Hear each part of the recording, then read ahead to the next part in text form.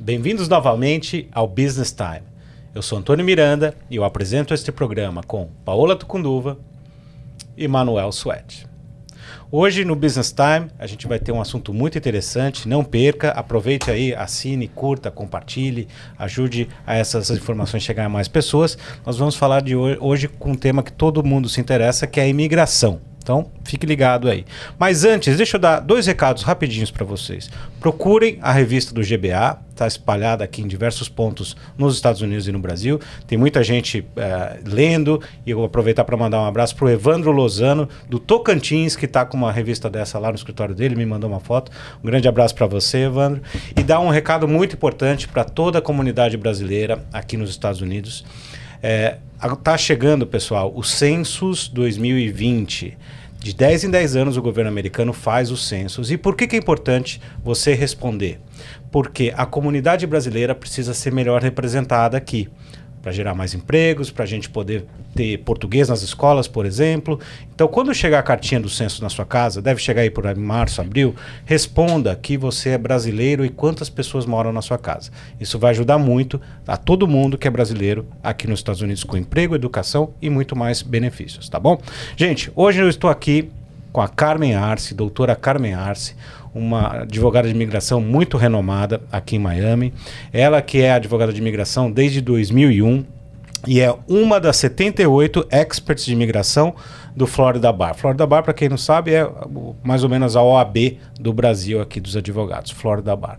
Carmen, muito obrigado por estar com a gente hoje. Obrigada, Antônio. Estou agradecida de estar aqui com vocês. Esse é um tema que todo mundo se interessa, imigração, e influencia na vida de todo mundo. Todo brasileiro sonha em ter um green card, pelo menos os que estão aqui. É muito difícil chegar no green card. Bom, para umas pessoas não é difícil, para outras pessoas é muito difícil. Tudo depende do caminho, e o caminho é diferente para cada pessoa, cada caso é um caso diferente. Agora, doutora Carmen, deixa eu entender um pouco, porque normalmente o brasileiro tem visto de turista, que permite com que ele venha e possa ficar, eventualmente, até 6 meses, normalmente. Sim. Qual é o caminho ideal para quem quer vir imigrar para os Estados Unidos? Que é muito diferente de vir visitar.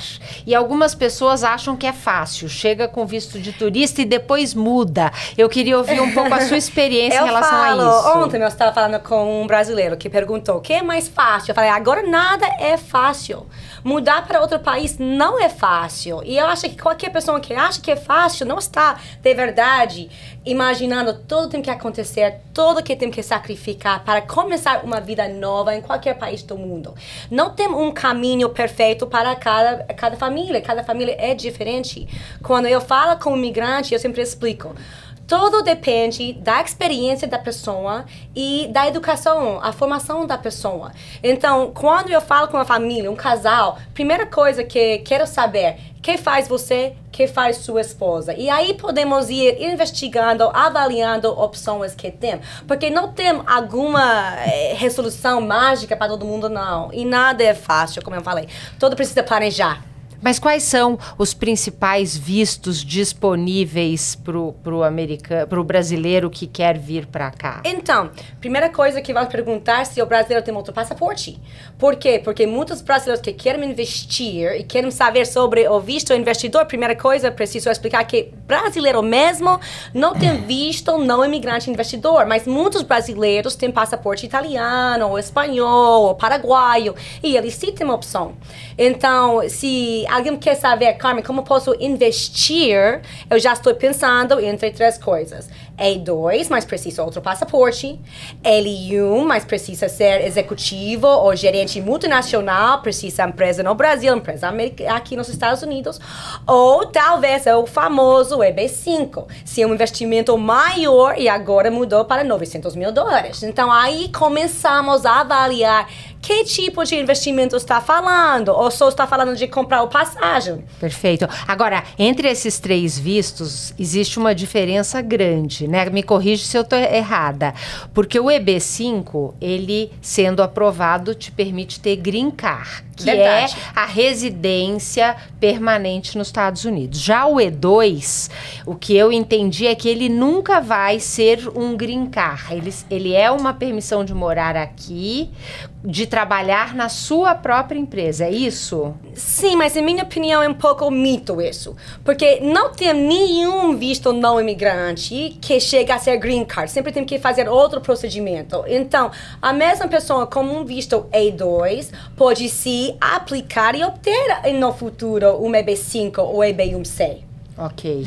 E o L1, eu ouvi falar que está muito difícil de ser renovado, que na verdade a pessoa até consegue vir por 1 ano e depois quando vai pedir a renovação, isso não está conseguindo. Isso é verdade? É verdade. E o problema é que não está consultando de verdade com advogados sérios. Porque quando alguém tem interesse no L1, primeira coisa que pergunta é se vai precisar em 1 ano 10 funcionários. Porque se não vai precisar, não deve começar o L1. Porque em 1 ano, quando tem que renovar, não vão renovar. Então quer dizer que se tiver 10 funcionários e tiver com L1, tem chance de conseguir renovação? Sim, fazemos L1, mas sempre focamos na parte de quantos funcionários vão precisar no ano. E não vamos inventar ou aumentar alguma coisa que não é verdade. Caramba, eu estava ouvindo vocês falarem, né? E realmente é uma área muito específica, né? Nós estivemos juntos, né, doutora Carmen, lá em São Paulo, né? Sim. Lá na Fiesp, na verdade, Paola, falando exatamente um pouco sobre isso. E eu aprendi muito nessas palestras que a doutora Carmen tem feito. Ela, inclusive, aproveitando, falando de São Paulo, mandar um abraço para o Tomás Anoto. A entrevista dele, né, Antônio, foi muito bem elogiada aqui. Ao Igor Pípolo, diretores da Fiesp, que está lá no Brasil acompanhando a gente. Doutora Carmen, você vê que você falou uma coisa para mim muito interessante desse brasileiro, né? Mas não tem uma coisa mais fácil, né? E eu, quando fui lá, aprendi muito. Quer dizer, também é muito fácil da gente também saber falar desse assunto, né, Paola? Por que o brasileiro o tempo está sempre buscando esse caminho fácil, mas o que a gente percebe aqui é que tem muita gente que pega isso, me arruma um visto fácil e entrega e mostra um caminho fácil. Existe um caminho fácil ou é picareta por trás desse caminho fácil? Bom, você sabe, eu sou bem americana e para mim eu sempre aprendi assim, as coisas boas na vida não são coisas fáceis. Então a pessoa que pensa que vai ser fácil, eu aí mesmo tento explicar, não vai ser fácil, é um sacrifício, igual visto de estudante é um sacrifício, tem que estudar, tem que ser sério, senão eles vão avisar a imigração que não está indo para a aula e você vai perder o visto. Então, para mim, cada tipo de caso é muito sério e nada é fácil e todos temos que planejar para ter melhor sucesso. Senão, aí a pessoa está prejudicando o futuro. É verdade, por exemplo, você falou uma coisa, é verdade que o pessoal às vezes pega o visto de estudante porque acha que é mais fácil.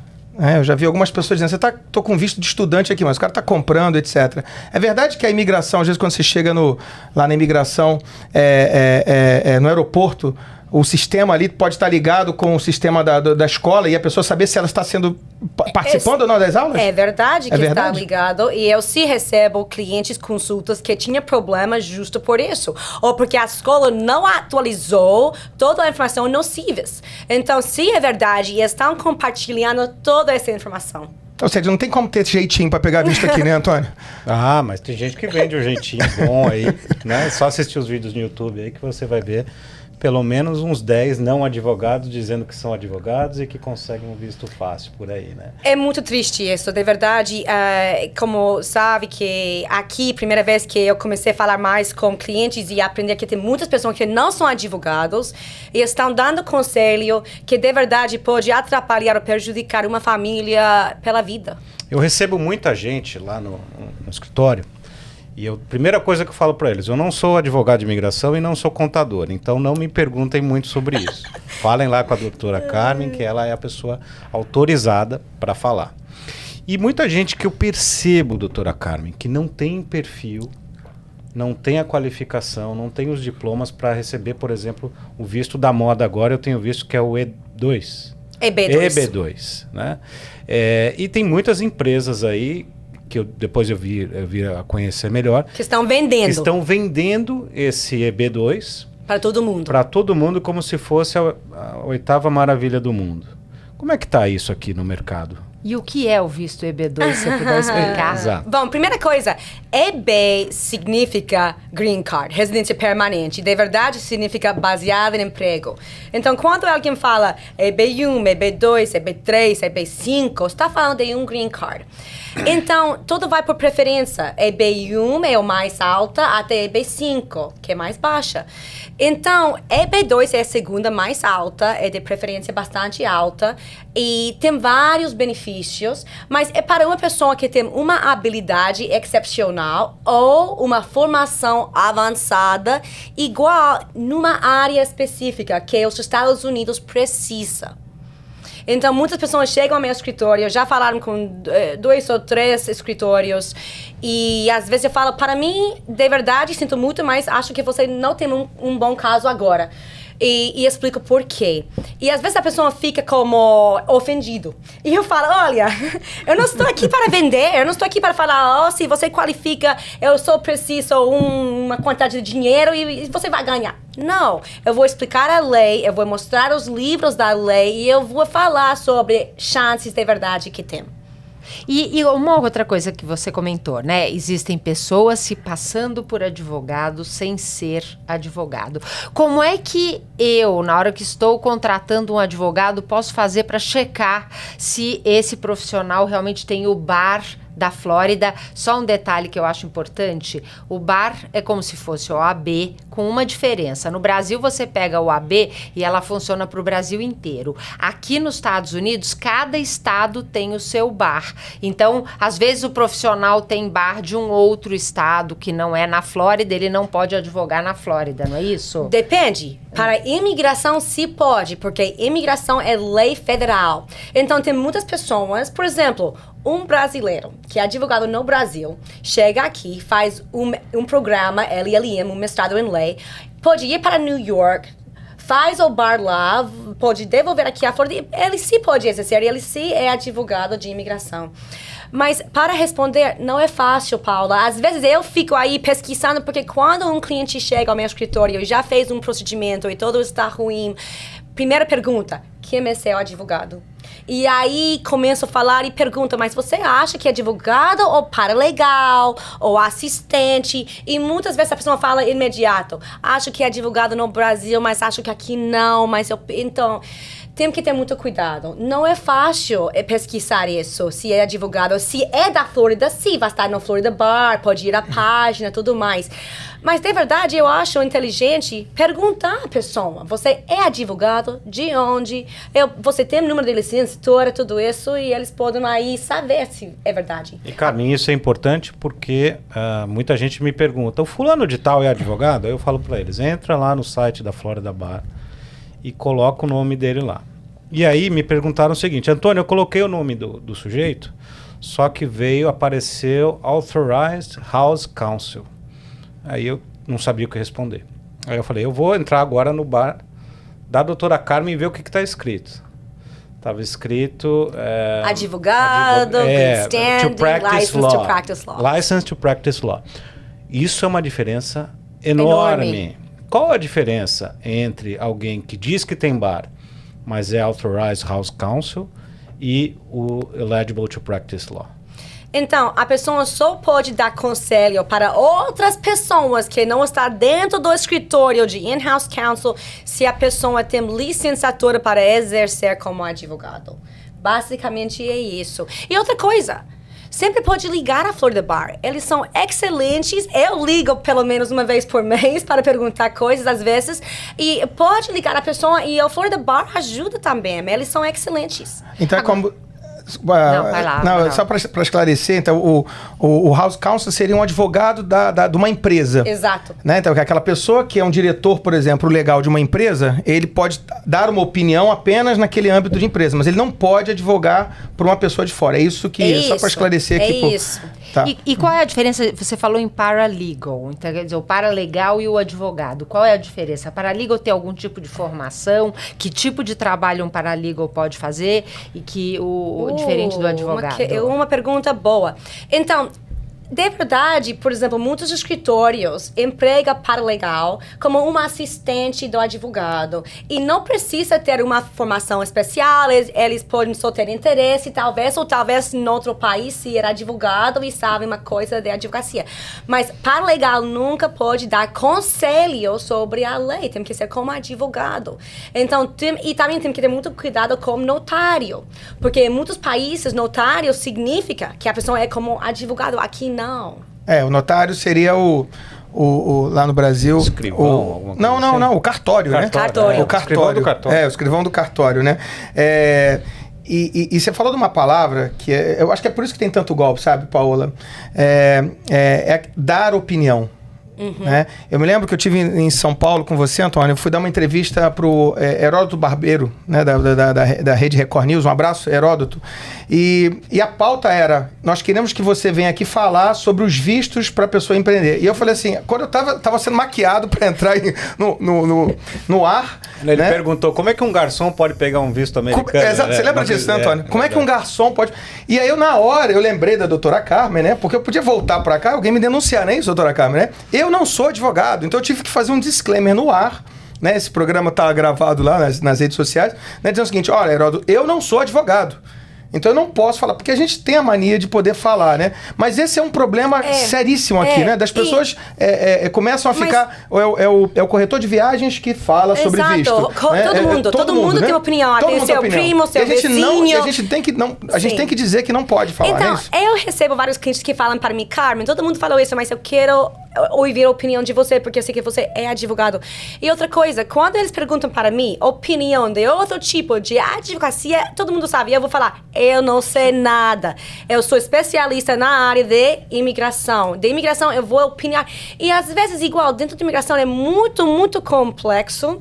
E tem casos que eu mando para outro especialista. Por exemplo, casos de deportação eu faço muito pouco. Então, aí eu vou talvez indicar outro colega e vou falar: a especialidade dela são casos que tem, por exemplo, um histórico criminal. Então, cada tipo de caso é diferente e é bem importante estar com alguém que tem ética e não vai pretender que sabe tudo, porque ninguém sabe tudo e ninguém aqui é especialista em tudo. Vamos falou a palavra mágica aqui. Quando a gente fez o Chega de Golpe, né, o pessoal perguntou muito pra gente aqui quem era o advogado que assessorou aqueles empresários, né, da cachaça, né, que tiveram um baita de um golpe aqui. Foi isso, né? Então a gente hoje vai desmistificar essa verdade, né, até porque os casos públicos têm que ser ditos, né? Tem algum brasileiro que se passou por paralegal ou legal counsel aqui, que estava dando dicas de advocacia que não poderia, e tá tendo alguma repercussão com essa pessoa? Quer dizer, quem era o advogado por trás do caso da cachaça? Não é isso, Antônio? Acho que é esse advogado que a gente está falando? Então, tantos advogados, mas isso é uma informação pública já. Mas este caso específico eu não sei quem trabalhou com esse caso de cachaça, mas o que sim sei é que há pouco tempo atrás, ao final, não era advogado e agora a Florida Bar já falou que ele não pode mais representar como advogado na Flórida, dar conselho, não é representante como advogado da Flórida. Então, aí, como chega a este ponto? Para chegar a este ponto, várias pessoas têm que reclamar. Infelizmente, muitas vezes, o vítima não quer reclamar porque tem muito medo. Então, às vezes, alguém chega ao meu escritório e fala: eu sei que eu posso reclamar, mas tenho medo que alguém vai fazer alguma coisa. E eu falo: olha, se ninguém fala, se todo mundo está com medo, essas pessoas vão continuar fazendo a mesma coisa. E outra coisa que tem que ter muito cuidado: o advogado nunca deve misturar com os investimentos. Tem lei e regra contra isso. Se seu advogado já vende um investimento ou mistura com seu investimento, é contra a regra de ser advogado. Esse é um conflito de interesse. Isso é muito importante. Você que nos assiste e veio à tona esse caso. A gente sempre tem contato aqui, né, e sabe de vários casos. Em teoria, ele não poderia mais falar disso, né? Assim, mas existem outros advogados que não são advogados que continuam falando aqui. E muitas pessoas me perguntam: mas Antônio, eu estou lá no Brasil, eu estou perdido, eu não sei para onde começar. Eu olho no YouTube e eu vejo e eu acredito no que está me falando. E me perguntam como é que eu posso ter uma pista de que eu vou ser enganado. Sabe que tem algumas coisas que me chamam a atenção? Geralmente, eu faço uma analogia de que advogado bom é igual faculdade boa. Não precisa fazer propaganda, né? Porque as pessoas conhecem e isso vai no boca a boca.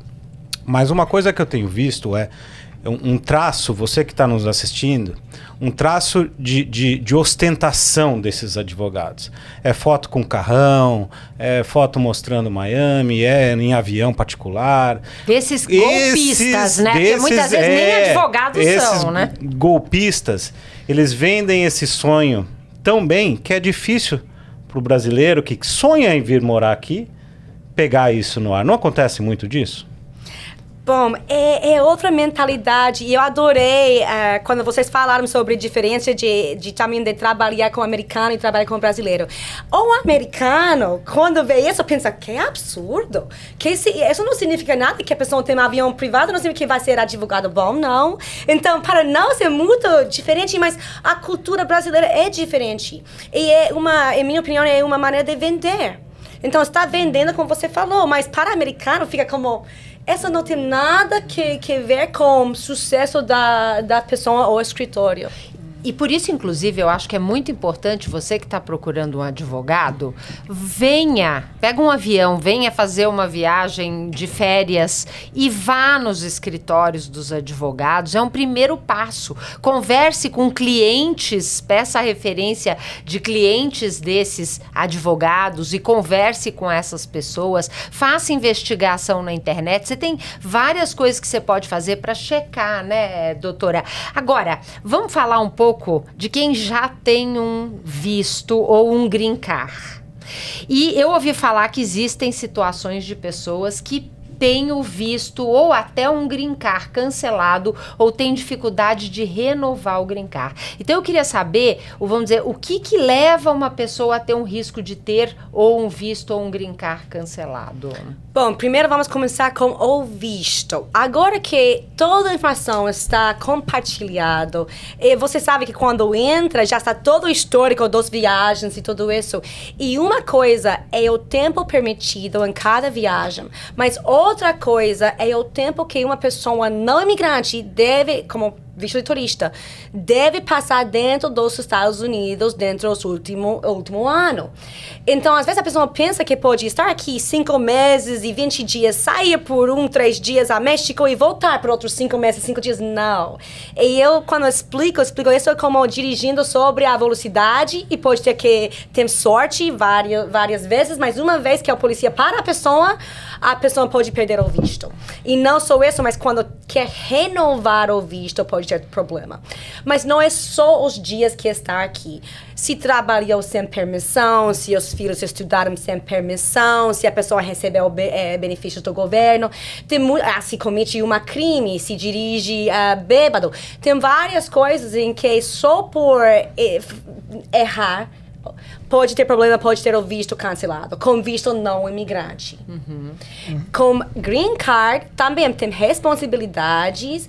E se a pessoa sabe que não vai poder estar aqui os 6 meses por ano, que deve estar... No mínimo 6 meses por ano. Sim, depois de obter o green card. Deve falar com o advogado e pedir uma permissão que pode pedir, que o nome é Re-Entry Permit, para morar no exterior até um máximo de 5 anos. Se não faz isso, pode ser que perde o green card. E aconteceu nessa semana com alguém de nosso escritório, um cliente que estava morando no exterior, queria voltar e no aeroporto pararam ele, perguntaram ele muita coisa e afinal, aí mesmo ele devolveu o green card. E eles permitiram que ele entrou como turista, mas depois ele chegou ao escritório e falei, mas ele não estava pagando os impostos, ele não estava morando aqui, está trabalhando em outro país, está de verdade morando em outro país. Então, eles sim agora, quando a pessoa devolve, eles têm todo o direito falar com uma pessoa, investigar a pessoa, interrogar a pessoa e decidir se vai poder entrar como residente permanente ou não. Agora, vamos dizer assim, dentro do visto de turista, só para entender, o visto de turista, o limite máximo no ano a pessoa pode ficar aqui 6 meses, não isso? Não tem limite branco e preto. É a recomendação. Mas quando a pessoa já passa os 180 dias, já dá uma área ou um poder oficial reprovar a entrada, falando, você está passando mais tempo aqui que em seu país. Não, porque eu acho interessante, porque 30 anos atrás, eu sei que as regras eram muito diferentes. Eu fui para a Califórnia com visto de turista e fiquei 6 meses. Depois de 6 meses, eu pedi uma extensão do visto de turista e o departamento autorizou e nós ficamos mais 6 meses. E eu nunca tive problema. Já voltei para cá N vezes, aplicamos para o nosso green card saiu e eu nunca tive problema por isso. Então, acho que o importante é isso, né? Se a gente segue na época, as leis poderiam ser muito diferentes de hoje, mas isso garante que eu não vá ter um problema no futuro, né? Caramba. Que aula, né? Que programa hoje, né, Antônio? Quer dizer, quanto não vale, você que está em casa aí, essas dicas, né? De alguém tão expert no assunto, né? Tem uma coisa para mim que é cada um no teu quadrado, né, doutora Carmen? Eu descobri que imigração é isso, né? Então você fala com muita propriedade e parabéns por isso. Agora, a primeira eleição do Trump, né? Uma das plataformas dele era imigração. Né? Ah, sim. E continua sendo, né? Esse é um ano de eleição novamente, né? As leis ficaram mais difíceis, está mais difícil para o brasileiro vir para cá, por conta até mesmo da plataforma. De verdade, eu respeito muito o nosso presidente. Ele ganhou a presidência pela posição que ele tem contra a imigração ilegal e contra vários problemas com a imigração. Todo mundo sabe que temos problemas com a imigração. E ele está fazendo o que ele falou que ia fazer. Está minimizando e limitando muita imigração. Então, muita coisa mudou desde que entrou o presidente Trump e continua mudando muita coisa. Agora mesmo, já sabemos que tem mais regra contra carga pública. O que é carga pública? Carga pública é um imigrante que vai ser como uma responsabilidade do Estado ou do governo, ou seja, uma pessoa que vai vir e pedir ajuda do nosso governo. Estava muito na corte e agora vai começar a regra sobre isso. É aquele que entra, por exemplo, pela fronteira e depois pede um auxílio, pede, por exemplo, Não estou falando disso. Estou falando de uma pessoa como você, que quer pedir o green card. Agora, sempre perguntava, mas agora vai ser mais difícil. Pergunta, você recebeu um benefício público desde chegar aqui aos Estados Unidos? Okay. E tem muitos brasileiros que estão mal informados, que falam, você não ganha nada porque está com visto de estudante, você pode obter esta ajuda de Obamacare, ou esta ajuda para crianças, ou esta ajuda de Medicaid. Uhum. Então, tem muito problema com isso, e agora pode ser um fator em decidir se a pessoa no futuro vai ser uma responsabilidade do Estado, do governo. Ok. Carmen, a gente já está chegando no final desse programa, o tempo passou muito rápido. E tem muita gente que acha que você é brasileira, que você fala português sem sotaque, praticamente. Eu tenho sotaque. Como foi que você conseguiu, né, ter essa presença na comunidade brasileira tão forte, que você hoje é uma das advogadas mais utilizadas aqui pelos brasileiros? Bom, primeiro eu estudei e aprendi espanhol. Depois, para mim, aqui na Flórida ficou fácil aprender o português. Mas eu acho que é porque eu sou bastante honesta. E, de verdade, se alguém não tem um caso, eu vou falar, você não tem um caso. E eu acho que é isso. Que eu não estou para vender nunca, estou para compartilhar informação. Se alguém chega e tem um bom advogado, eu falo, fica com seu advogado. Então, é isso. E para quem não tem um advogado, como é que ele fala com a doutora Carmen, então? Pode sempre visitar nosso site de rcglobal.com. Eu sei que nós estamos terminando, mas uma coisa que eu acho importante, eu queria entender qual é a diferença de green card e de cidadania. E quando uma pessoa pode se tornar cidadã? Pergunta excelente. Residência permanente é um privilégio, não é um direito. Quando é um privilégio, você pode perder. Então, normalmente, se é um green card baseado no emprego, 5 anos depois de pegar o green card é quando você pode aplicar para a cidadania. Quando você recebeu a residência permanente por um casamento, em 3 anos, você pode pedir a cidadania. E quais são as vantagens e desvantagens de ser um cidadão americano? Bom, como eu falei agora, a cidadania, depois de obter um direito, alguém não pode tirar. Então, se a pessoa tem problema, por exemplo, violência doméstica, crime, tem vários tipos de problemas que pode ter, que pode prejudicar a residência permanente. Por exemplo, tem que ir morar no Brasil e esquece, não faz o Reentry Permit, pode perder, mas depois de obter a cidadania, é muito mais difícil, sim.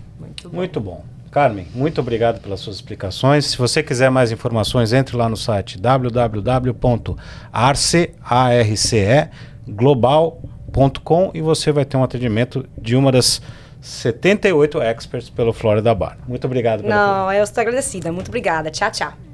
E você que esteve com a gente hoje, não se esqueça, curta, assine, compartilhe, mande isso para todo mundo que está pensando em abrir um negócio aqui nos Estados Unidos, porque o nosso intuito é realmente ajudar os empreendedores a terem sucesso. Paola, muito obrigado. Manuel, muito obrigado. Fique com a gente aí. Até a semana que vem, aqui no Business Time.